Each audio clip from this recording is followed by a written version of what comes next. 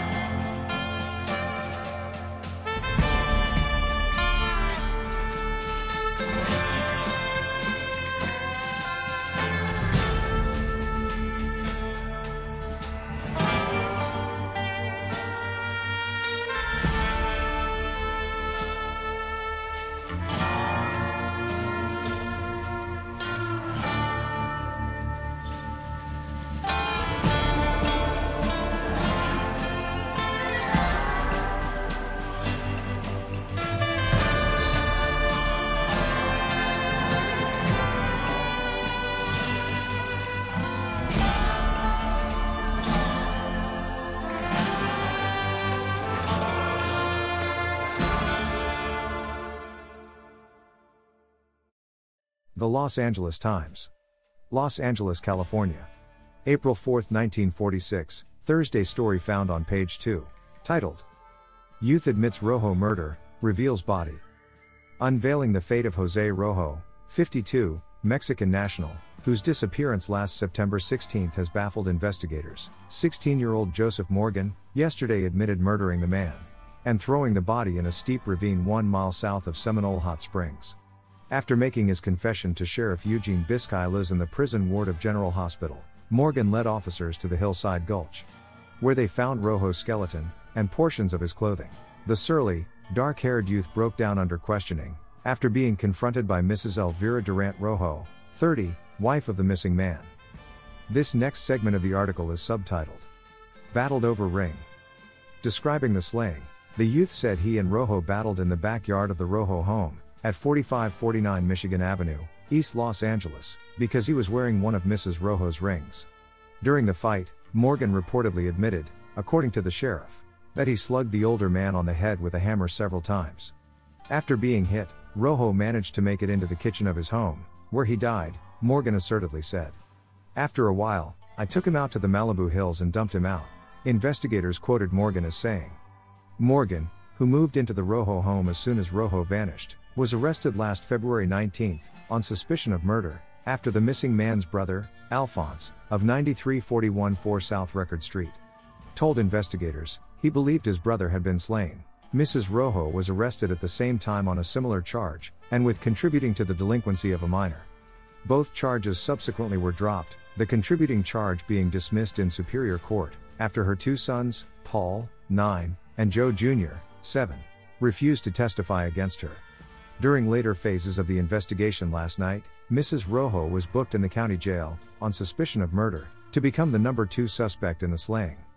This next subsegment is subtitled, Shot and Recapture. While in the county jail, Morgan made a sensational escape last February 27, by impersonating another prisoner, who was scheduled to be transported to the county forestry camp.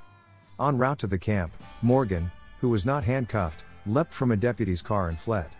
He was recaptured March 8, when investigators, acting on a tip, found him in East Los Angeles. In attempting to run away again, the youth was wounded in the leg. It is for treatment of this wound that he is in the General Hospital. The Los Angeles Times. Los Angeles, California. April 12, 1946, Friday story found on page 24. Titled, Coroner's Jury Advises Pair Be Held in Death.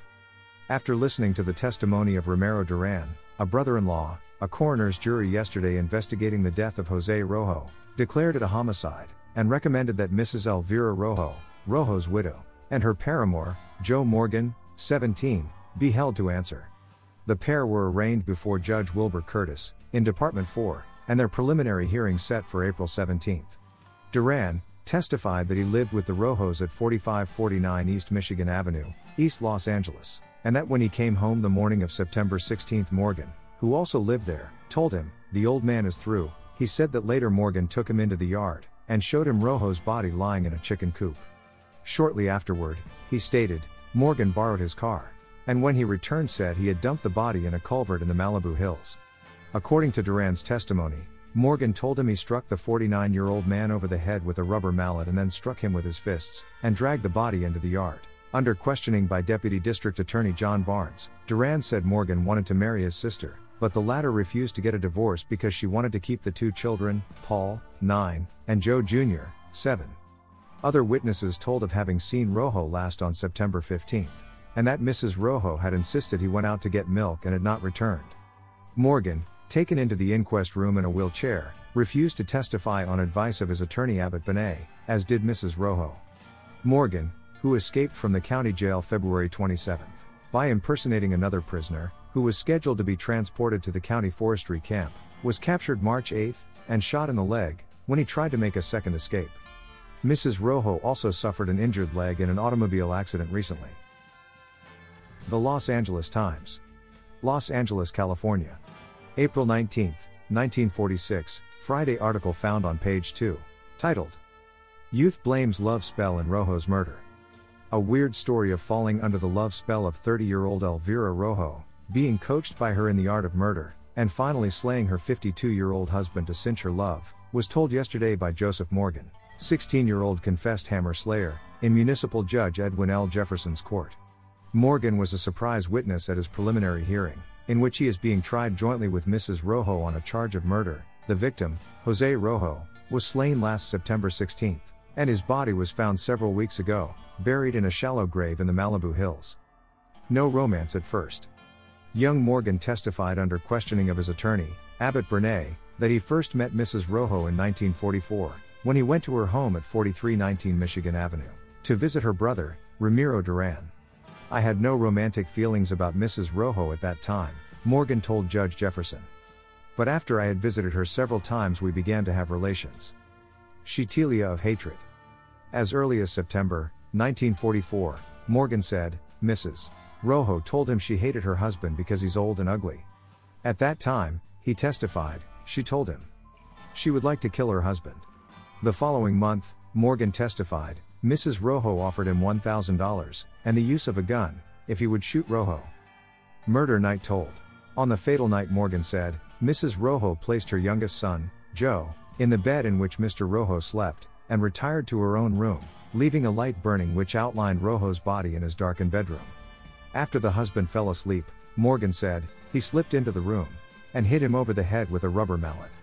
After Rojo was dead, Morgan said he took the body to the Malibu Hills to bury it. That ends this article from the Los Angeles Times, dated April 19, 1946. Found on page 2. Now our next article is also from the Los Angeles Times, and begins as followed again, it's from the Los Angeles Times. Los Angeles, California. May 9, 1946, Thursday found on page 2. Titled, Youth Admits Husband Killing. The love trail of 16-year-old Joseph Morgan, and Mrs. Elvira Duran Rojo, 32-year-old mother of 2 children, parted yesterday in Superior Judge William R. McKay's courtroom, where Morgan pleaded guilty to the murder of Mrs. Rojo's husband Jose, 52, and Mrs. Rojo entered an innocent plea to the same accusation. Young Morgan admitted he struck Rojo over the head last September, but insisted he did so because Mrs. Rojo urged him to so they could be alone. Rojo's body was then buried in the Santa Monica Mountains, Morgan said.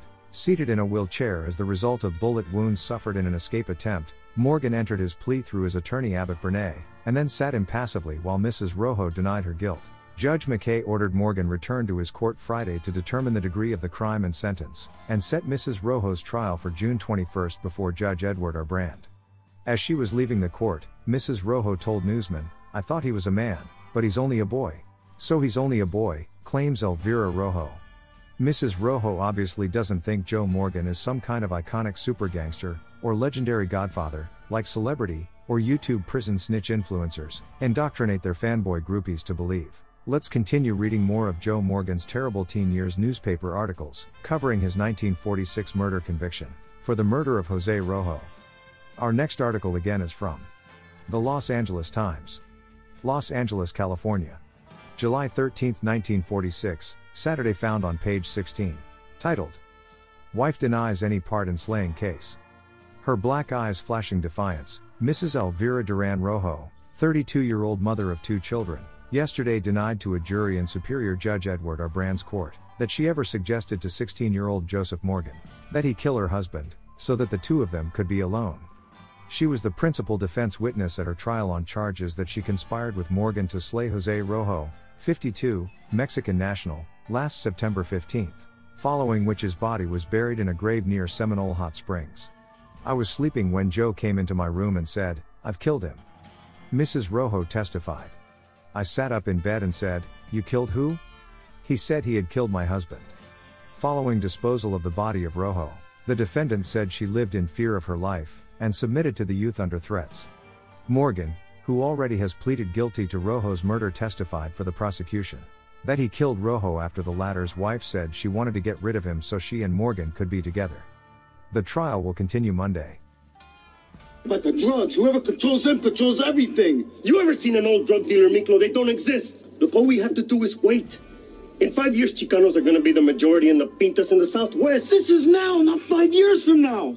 What good is it for a bunch of fucking slaves working for the BJ and AVers? We gotta attack now. We gotta take power. Look, all we ever been doing is fighting each other. And for what? The best of us ending up in pools of blood. For a pinche peck of smokes and a snort of coca. Chale! I don't know where you're coming from, bro. ¿Qué es eso? Chicana from Cal State got them to publish my essay on prison reform. They want me to write a book on the Chicano in prison. You better lift your eyes out of this book, Jefe. You better see what's going on around us now.